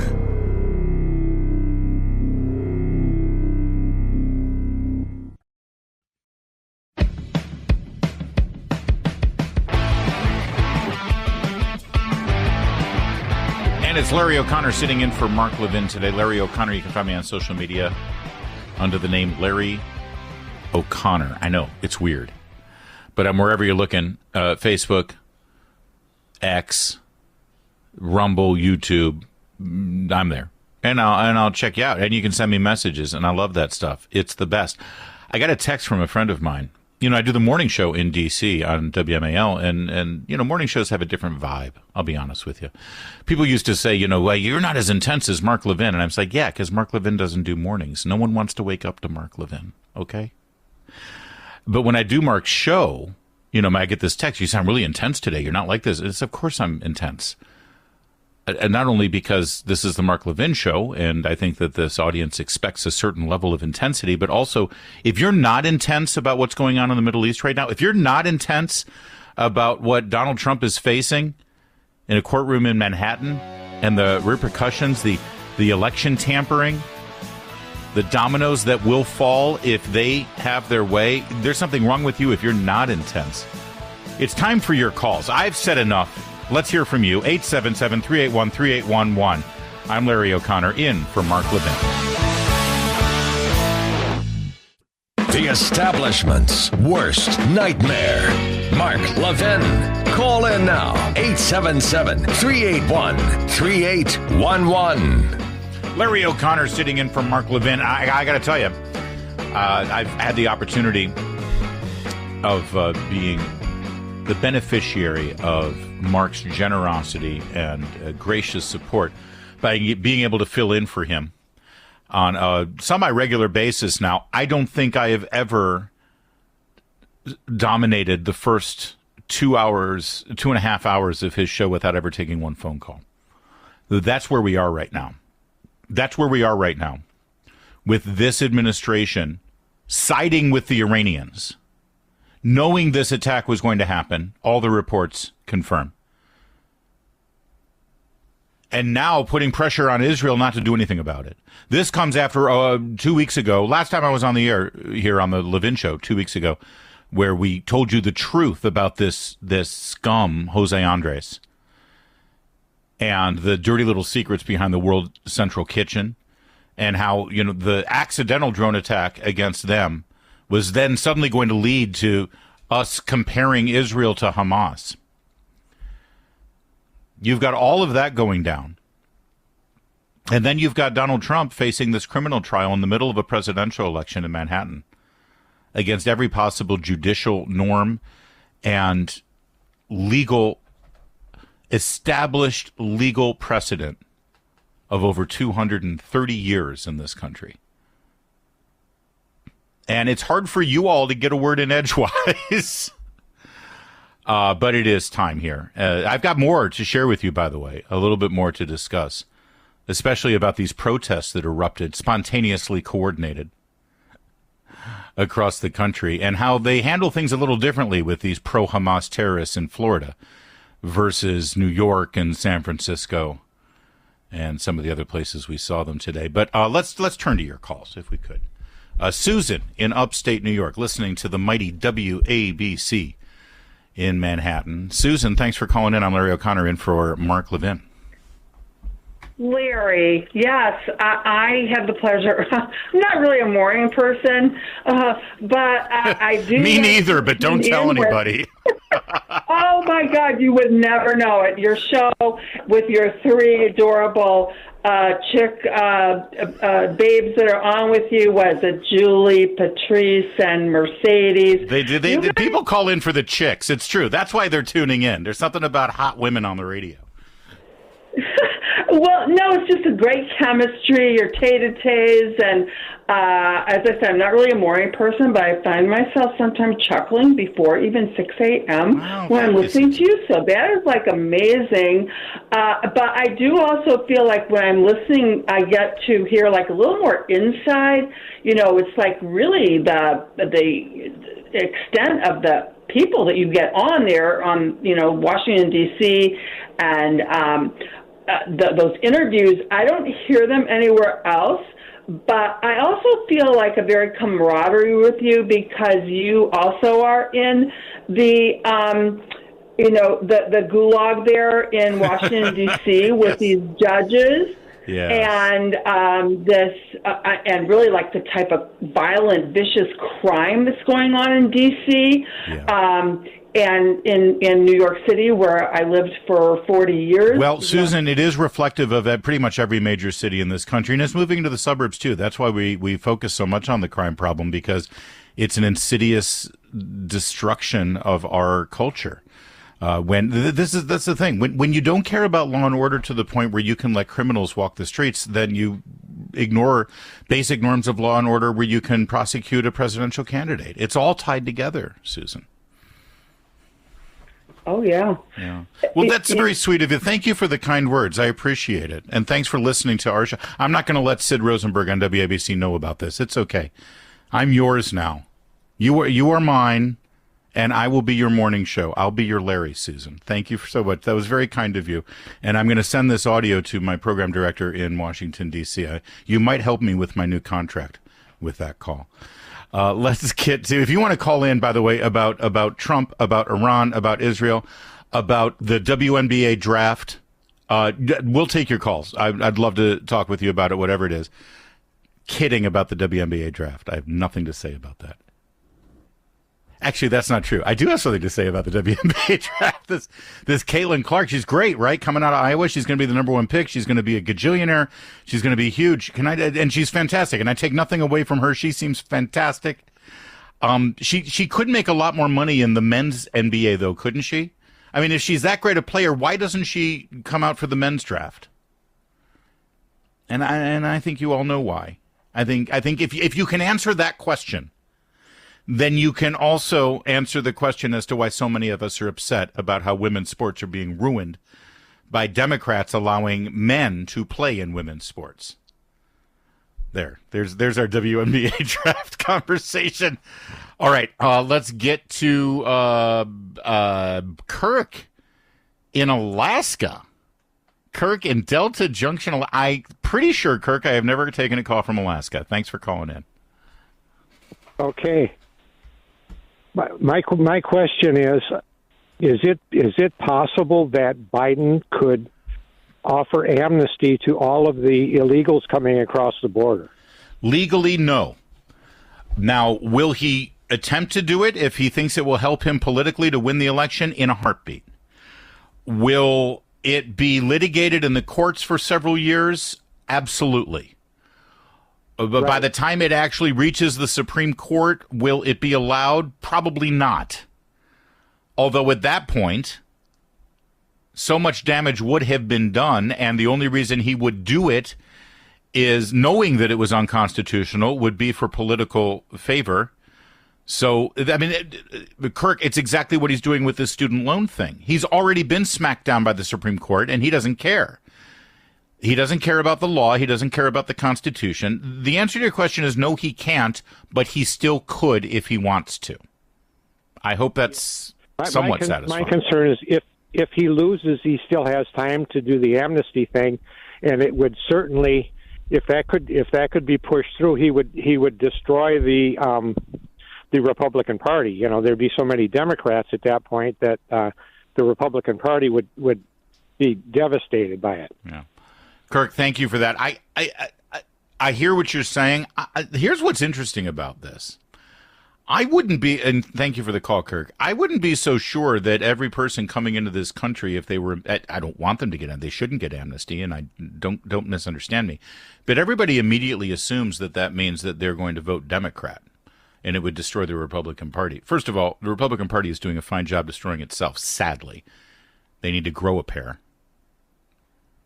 Or as Senator John Kennedy of Louisiana said earlier today about Joe Biden, they should get on Amazon Prime and order themselves a spine. Love that man. The fact of the matter is, even the newcomers, as Biden and the Democrats insidiously call them, it's only taken one election cycle for the people that came in under Barack Obama to immediately see how bad the Democrats are. The Latino vote is actually moving in droves to Donald Trump. Again, I only say this because it is destructive to our nation and our culture and our natural fabric to ignore the laws of our nation, open the floodgates and let anyone in and then grant them amnesty. It's damaging on multiple levels. I wouldn't be so sure that it is an immediate destruction of the Republican Party. Shockingly and surprisingly, if you actually poll the people who are coming in.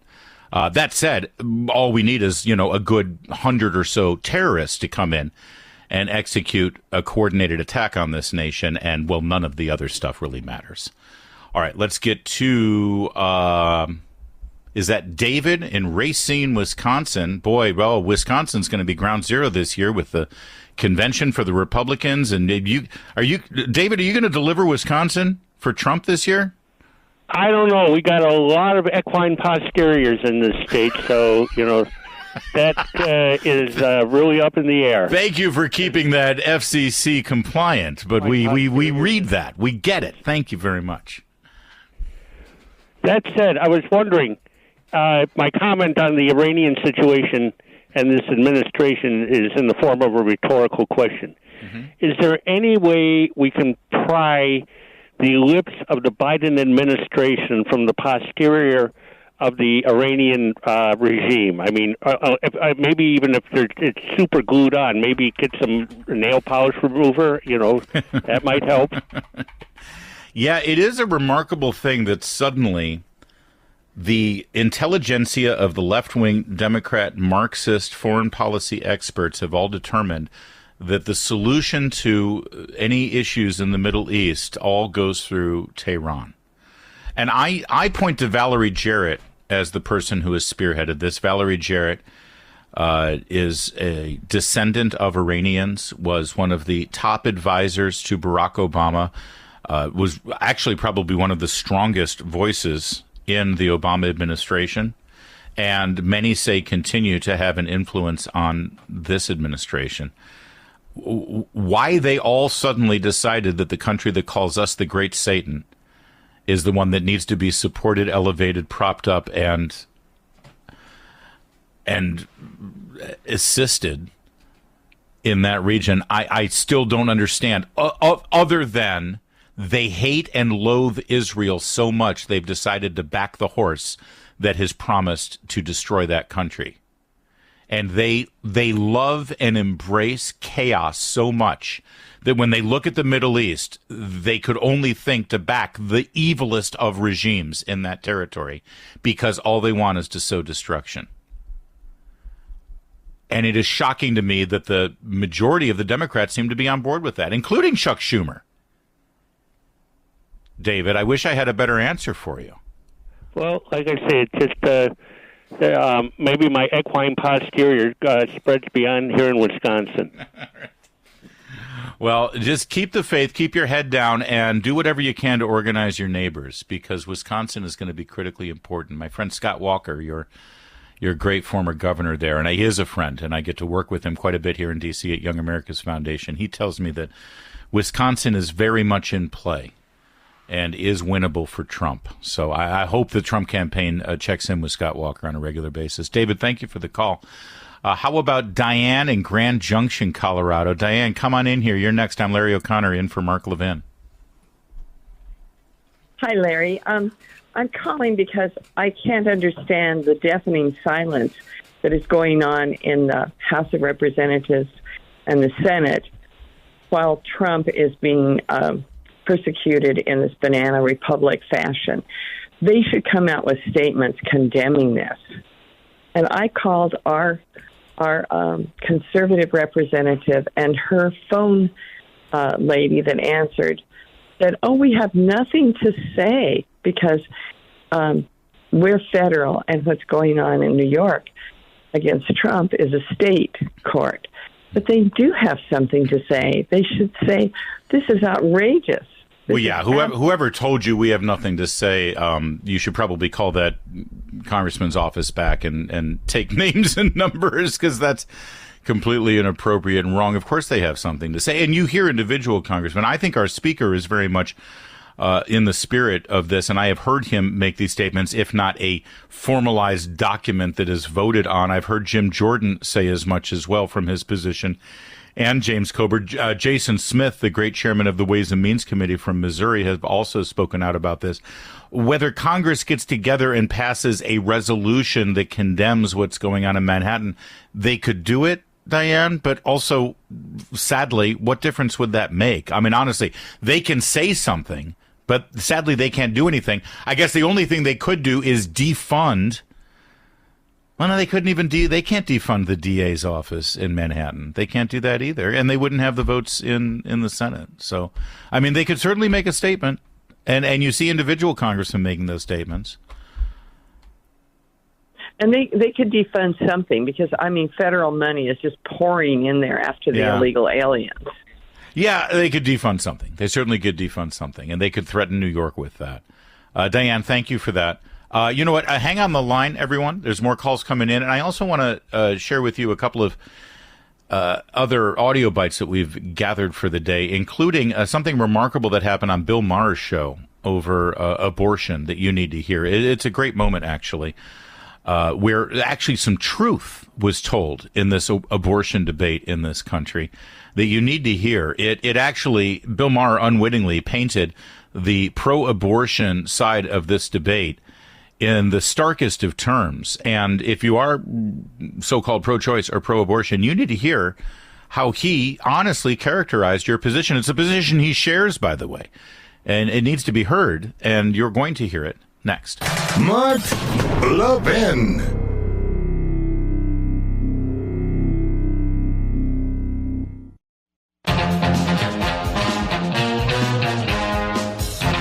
It's Larry O'Connor in for Mark Levin. I promised this. I want to play it for you. I want you to hear it. Bill Maher's show on HBO, real time. Piers Morgan and an Irish journalist with The Economist talking about why America is now embroiled in this discussion over abortion. Listen. Europe, for example, by comparison, the 60 countries of Europe. Actually, there are many countries in Europe where it's completely illegal to have an abortion. Poland, Malta, places like Andorra, so, and if you look at Germany and France and countries like that, it can be 10, 12 weeks is the term limit that you're allowed to have an abortion legally. So America is not such an outlier. If it does go to the States, I think a lot of Americans on the left do think that this is somehow a really unique American problem, or an issue that only pertains to them in terms of the legality of abortions. Actually, comparative to Europe, is not massively dissimilar. That's right. In fact, under Roe v. Wade, America stood alongside North Korea and China with the most radical abortion allowances. In France, if you want to get an abortion, I think it's 10 weeks right now is the limit, maybe 8 weeks. And you need to have an ultrasound. Funny how if a woman sees the ultrasound and sees a heart beating and an arm moving, suddenly they have second thoughts about this procedure.